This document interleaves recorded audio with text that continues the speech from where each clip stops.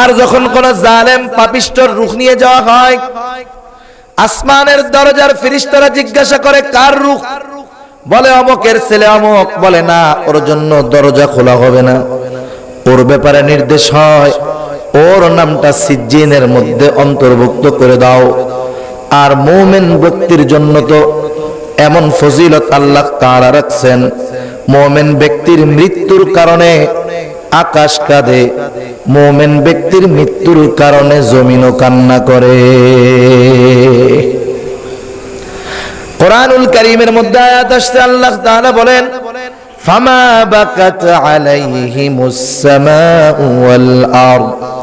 জালেমদের যখন মৃত্যু হয় এদের জন্য জমিনও কান্না করে না, আসমানও কান্না করে না। হযরত আনাস রাদিয়াল্লাহু তাআলা আনহু হতে সম্ভবত বর্ণনা, এই আয়াতের তাফসীরে পয়গম্বর আরবী জানায় দেন, জালেমের জন্য আসমান জমিন কাঁদে না, এর মানে মুমিনের মৃত্যুতে আসমানও কাঁদে জমিনও কাঁদে। প্রতিটা মানুষের জন্য আসমানের দুইটা করে দরজা আছে। একটা দরজা দিয়া প্রতিটা মুমিনের নেক আমল আল্লাহর কাছে পৌঁছায়, আর একটা দরজা দিয়া মুমিনের জন্য রিজিক আল্লাহ দুনিয়ায় পাঠায়। মুমিন যখন মারা যায় এইবার ওই দরজাটা বন্ধ হয়ে যায়, রিজিকের দরজা বন্ধ হয়ে যায়, আমল যাওয়ার দরজাটা বন্ধ হয়ে যায়। এই জন্য এই আসমানের এই দরজা মুমিনের জন্য কান্না করে। শুধু তাই নয়, মুমিন যেই জায়গায় চলে, যেই জায়গা দিয়ে হাঁটে, তার মৃত্যুর কারণে সেই জায়গা দিয়ে সে আর চলে না। সে যেই জায়গা দিয়ে চলতো তার অনুপস্থিতি অনুভব করে জমিনের ওই জায়গাগুলা কান্না করে। তাআলা কিয়ামতের ময়দানে ইনসাফের মানদণ্ড আল্লাহ তাআলা কায়েম করবেন, ন্যায় বিচারের আদালত আল্লাহ কায়েম করবেন। আল্লাহ বলেন সেই দিন তো ন্যায় বিচার এমন হবে, ফালা তুযলামু নাফসুন শাইআ। সেই দিন কারো প্রতি যারা পরিমাণ অন্যায় করা হবে না, জুলুম করা হবে না। যে যেমনটা দুনিয়ায় করছে তার প্রতিদানটা তেমনই দেওয়া হবে। শুধু তাই নয়, আল্লাহ তাআলা বলেন ওয়া ইন কানা মিসকালা হাববাতিন মিন খারদালিন আতাইনা বিহা। কেউ যদি সরিষা দানা পরিমাণ কোনো আমল করে থাকে, ভালো চাই মন্দ, আল্লাহ বলেন আতাইনা বিহা, সেই দিন সেই সরিষা দানা পরিমাণ আমলটাকেও তার সামনে হাজির করা হবে। শুধু হাজির করা হবে তা নয়, আল্লাহ বলেন হিসাব তো নেওয়া হবেই হবে। আর এত মানুষ, যত মানুষ হোক না কেন, সব মানুষের হিসাব নেওয়ার জন্য আল্লাহ তাআলাই যথেষ্ট। আসছে ইনি কে? বলে ইনি হলো মালাকুল মউত। উনি ওনার প্রকৃত সূরত পরিবর্তন করে আসছে। উনি আমার দিকে যেমনে তাকাইছে আমার বড় ভয় লাগছে, আমি আর এখানে থাকবো না, আমাকে এক কাজ করেন, একেবারে দূরে একটা নির্জন দ্বীপের মধ্যে আমার রেখে আসেন। বারবার বলার পরে সুলাইমান আলাইহিস সালাম আল্লাহ রাব্বুল আলামিন বাতাসকে তার আজ্ঞাবহ করে দিয়েছেন। বাতাস সুলাইমান আলাইহিস সালামের কথা শুনতো। সুলাইমান আলাইহিস সালাম বাতাসকে আদেশ করলেন, বাতাস ওই নির্জন দ্বীপে তাকে রেখে আসলো। পরের দিন বা কয়েকদিন পর আবার মালাকুল মউতের সাথে সুলাইমান আলাইহিস সালামের দেখা হলো। সুলাইমান আলাইহিস সালাম বলতেছে, তুমি ওই দিন আইসা আমার মন্ত্রীর দিকে এমন ভাবে তাকাইছো কেন? ভয় পেয়ে গেছে। মালাকুল মউত বলে, পয়গম্বর সুলাইমান, আমি তো অবাক হয়ে গেছি। ওই লোকটার মৃত্যুর পরওয়ানা আমার হাতে চলে আসছে। আমি দেখলাম আপনার ওইখানে যেই দিন আমি আসলাম, আমি জানতে পারলাম ওই লোকটার মৃত্যু হাজার হাজার দূরে সমুদ্রের মাঝে একটা নির্জন দ্বীপে তার মৃত্যু লেখা আছে। কিন্তু একদিন আগে তাকে আমি এই জায়গায় দেখে অবাক হয়ে গেলাম যে আজকে যেই লোকটা হাজার হাজার মাইল দূরে অবস্থিত, আগামীকাল কেমন করে ওইখানে পৌঁছাবে, আমি তাই অবাক হয়ে গেলাম। সুলাইমান আলাইহিস সালাম বলে, তারপরে কি হলো? বলে, ওর যেই সময়টা নির্ধারণ করা ছিল যথাসময়ে সেইখানে গিয়া আমি দেখলাম ও উপস্থিত। মৃত্যু কার কোন জায়গায় আছে তার প্রয়োজন তাকে সেখানে নিয়ে যাবে, ঠিক কিনা বলেন? মানুষটা আসছে মাহফিলের ময়দানে, আগামীকাল যদি এই জায়গায় মরতো, এই জায়গাটার বরকত এখন যেমন আছে আগামীকাল কি থাকতো নাকি? দোয়া করি আল্লাহ তাআলা কবরের সওয়াল জবাব সহজে দেওয়ার তৌফিক দেন, সকলে বলেন আমিন। আল্লাহ তাআলা ওনাকে জান্নাতুল ফেরদাউস দান করুক, সকলে বলেন আমিন। কারণ উনি তো জান্নাতের বান্দা হয়ে আসছিলেন, জান্নাতের মজমায় তিনি বসছিলেন, কোরআন হাদিসের কথা শুনতে শুনতে মরছে। আমার ওনার কথা শোনার পরে আমার মনের মধ্যে একটু অন্যরকম লাগতেছে, লোকটা কত ভাগ্যবান। এখন মানুষ তো কত গুনার কাজে গিয়া মরে, লোকটা সওয়াবের কাজে, দ্বীনি কাজে আইসা মরছে।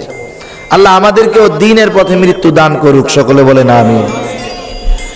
মালাকুল মাউত মৃত্যুর সময় অনুযায়ী আমার আপনার কাছে পৌঁছায়া যাবে, আর মৃত্যু যেখানে লেখা আছে, যেই সময় লেখা আছে, আমার আপনার প্রয়োজন সেই সময়টাকে সেই কাজের জন্য সেখানে আমাকে নিয়ে যাবে।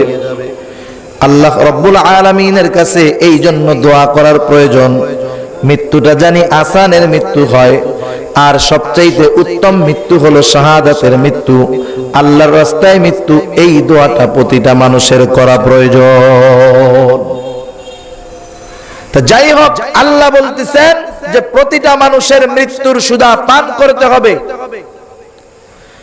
মৃত্যুর কষ্ট তো সবার হবে, মৃত্যু তো এক কষ্টদায়ক যন্ত্রণার নাম। পয়গম্বরে আরবি মৃত্যু যন্ত্রণার কষ্ট পাইছেন। মা আয়েশা সিদ্দিকা রাদিয়াল্লাহু তাআলা আনহা বলেন, পয়গম্বরে আরবির মৃত্যু তো আমার কোলের মধ্যে তার মাথা থাকা অবস্থায় হইছে। আমি তো দেখেছি আল্লাহর নবীর হাতের পাশে ঠান্ডা পানির পাত্র ছিল, নবী বারবার পানির পাত্রের মধ্যে হাত দিতেন আর মুখের মধ্যে মুছতেন, আর বারবার বলতেন, নিশ্চয়ই মৃত্যু যন্ত্রণা বড় কষ্টের, নিশ্চয়ই মৃত্যু যন্ত্রণা বড় কষ্টের। আল্লাহর নবী দেখতে চাইছেন উম্মতের কেমন কষ্ট হবে। কিন্তু যেই মানুষগুলা মুমিন, আল্লাহর নবী তো রহমতের নবী, আমাদের জন্য সহজ করে দিয়েছেন। যেই মানুষগুলা মুমিন হবে মৃত্যুর কষ্ট তার ঠিকই হবে, কিন্তু কোরআনুল কারীমের ভাষায় মুমিনকে তো জান্নাতের সুসংবাদ দেওয়া হবে। মুমিন যখন জান্নাতের সুসংবাদ পাবে, মৃত্যু যন্ত্রণা হবে কিন্তু অনুভব করবে না। অনেক সময় এরকম হয় না? কোরআনুল কারীমের মধ্যে আপনারা ইউসুফ আলাইহিস সালামের ঘটনা শুনছেন, যখন সব মহিলারা, সম্ভ্রান্তশালী পরিবারের মহিলারা জোলাইখারে টিটকারি করতেছে, তোমার কি লজ্জা শরম হয় না? তুমি একটা গোলামের প্রতি আসক্ত হয়ে গেছো। বলে ওটা গোলাম নাকি, তোকে দেখামু আয়। সবাইরে দাওয়াত দিছে, হাতে ফল দিছে আর এক হাতে ছুরি দিছে। ইউসুফ আলাইহিস সালাম রে সবার সামনে যখন উপস্থিত করছে, কয় এবার ফল কাট।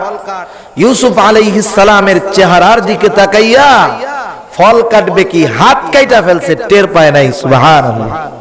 আরে দুনিয়ার মধ্যে একটা মানুষের চেহারা দেখে আকৃষ্ট হয়ে যদি ফল কাটে না হাত কাটে টের না পায়, যদি মুমিন বান্দা মৃত্যুর সময় জান্নাতের সুসংবাদ পায়, জান্নাতের ঘ্রাণ পায়, জান্নাতের দর্শন যদি পায়, মৃত্যুর কষ্ট তো মুহূর্তের ভিতরে ভুলে যাবে, ঠিক কিনা বলেন? মৃত্যু কষ্ট হবে, এটা সত্য।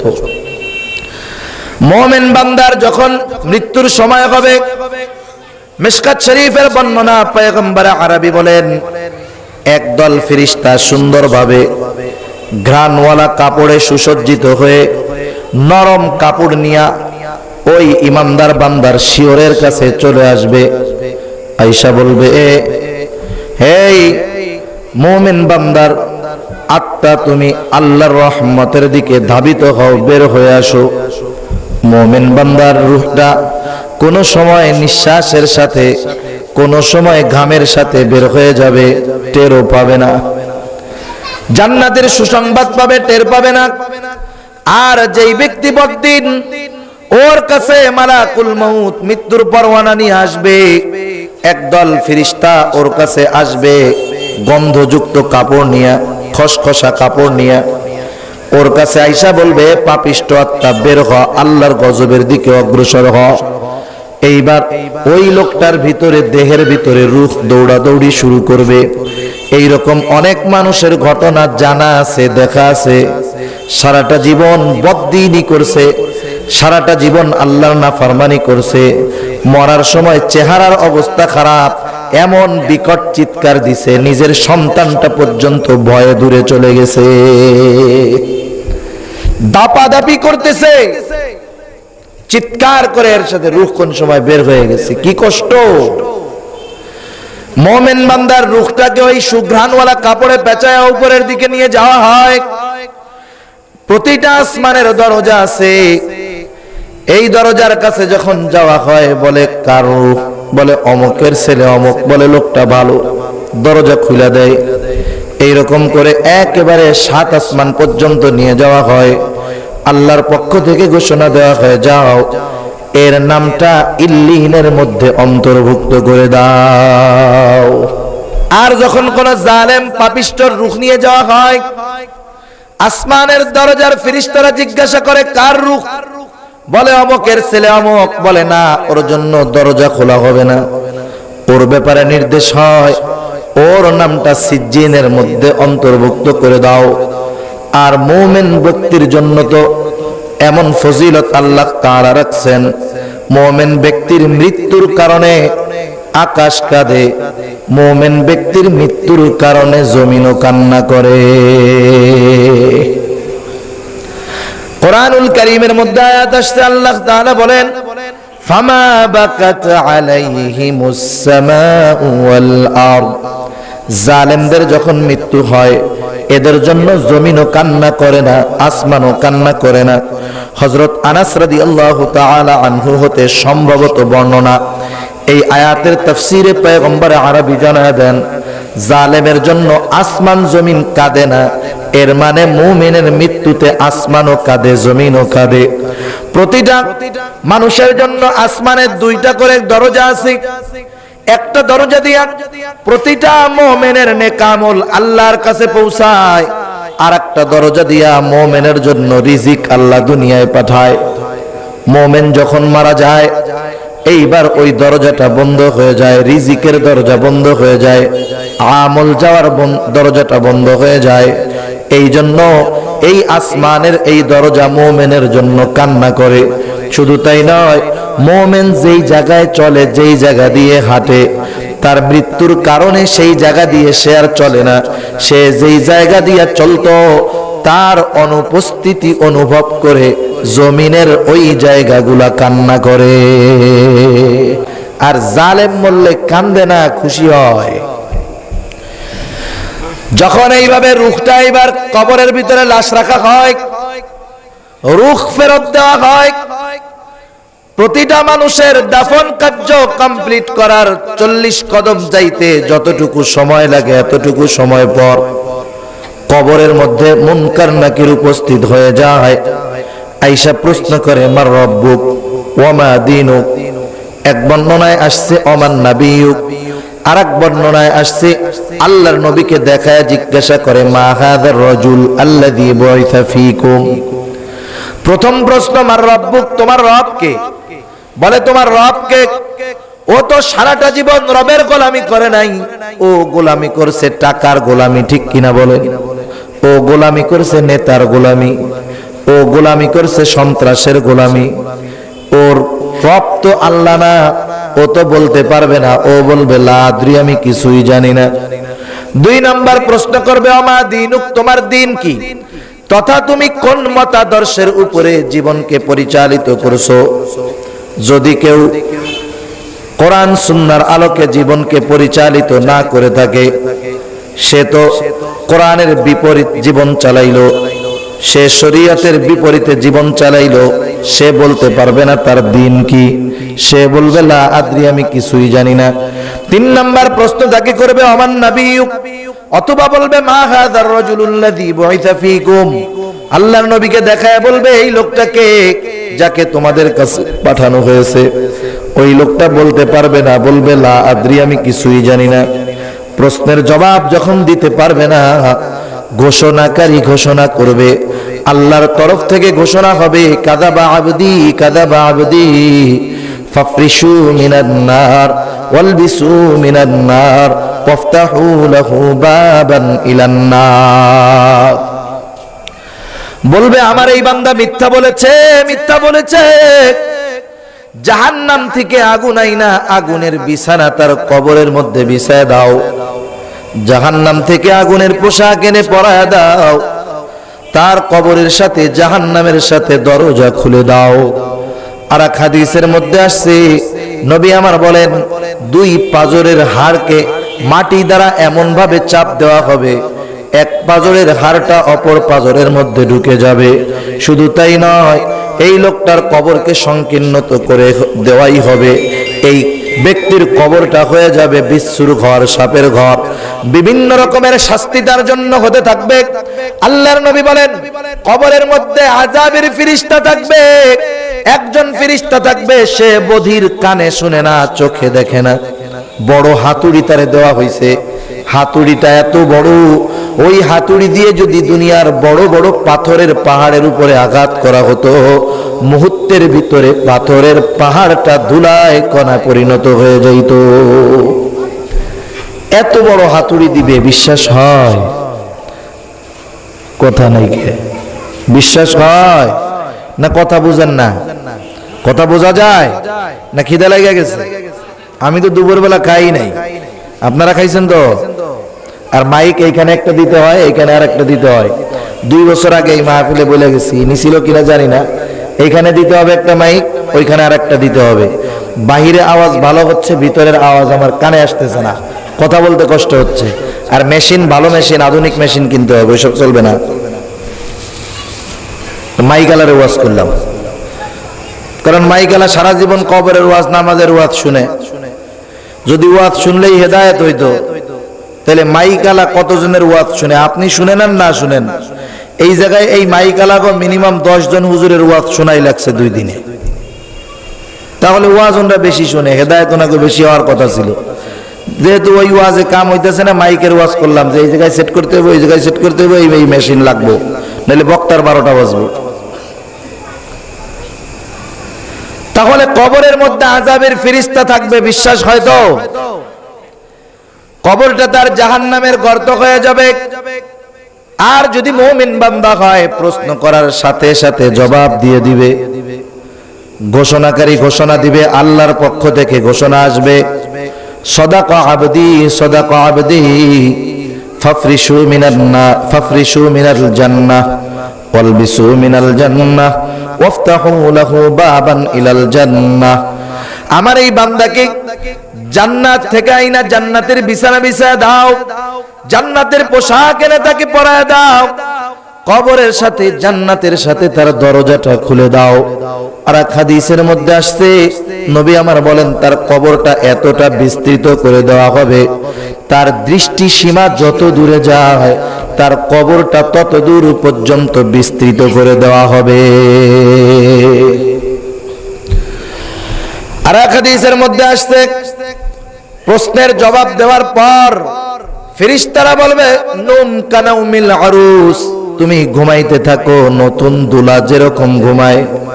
তাহলে একদল মানুষের জন্য কবর হবে জান্নাত তথা জান্নাতের বাগান, আর একদল মানুষের জন্য কবরটা হবে জাহান্নামের একটা কুয়া। আল্লাহ আমাদের প্রত্যেকের কবরকে জান্নাতের বাগান বানায় দেন, সকলে বলেন আমিন। কবরে তো থাকতে হবে দীর্ঘ একটা সময়। কবর জগৎটা হলো আর একটা সফরের সময় বললে চলে। এই কবর জগৎ আলমে বরজখ, এই জগৎটা শেষ হবে একটা সিংহায় ফুৎকার দেওয়ার মাধ্যমে। ইসরাফিল আলাইহিস সালাম সিংহায় ফুৎকার দিবেন। এর আগে অনেক কথা বলার মতো সময় সুযোগ কোনোটাই নাই। সমগ্র দুনিয়ার সব মাখলুকরে আল্লাহ শেষ করে দিবেন। আল্লাহ রাব্বুল আলামিন ইসরাফিল আলাইহিস সালামকে আদেশ করবেন, সিংহায় ফুৎকার দাও। যখন সিংহায় ফুৎকার দেওয়া হবে, যেই মানুষেরা যে অবস্থায় যে জায়গায় ছিল পুনরায় পুনরুজ্জীবিত হয়ে উঠা যাবে। জেরে আগুনে পোড়ানো হয়েছে, সেও পুনরায় পুনর্গঠিত হইয়া উঠা দৌড়ানো শুরু করবে। যাকে মাটিতে কবরস্থ করা হয়েছিল সেও দৌড়ানো শুরু করবে উঠা। যাকে সাগরের মধ্যে কবর দেওয়ার জায়গা পাওয়া যায় নাই, ফালায় দেওয়া হয়েছিল, সেও উঠায় দৌড়াইতে থাকবে। সবাই বিবস্ত্র অবস্থায় দৌড়াবে, কেমন জানি সবার মধ্যে পেরেশান। আল্লাহর নবী আয়েশা সিদ্দিকা রাদিয়াল্লাহু তাআলা আনহাকে বলেন, কিয়ামতের ময়দানে সবাই যখন পুনরুত্থান দিবস, সবাই যখন পুনরুত্থিত হবে, সবাই উলঙ্গ থাকবে, বিবস্ত্র থাকবে। আয়েশা সিদ্দিকা রাদিয়াল্লাহু তাআলা আনহা বলেন, ইয়া রাসূলুল্লাহ, এটা তো লজ্জার ব্যাপার, একে কি অপরের দিকে তাকাবে না? নবী আমার বলেন, আয়েশা, এই দিন মানুষ এতটা চিন্তিত থাকবে যে একজন মানুষ অপরের দিকে তাকানোর কথা কল্পনাও করবে না।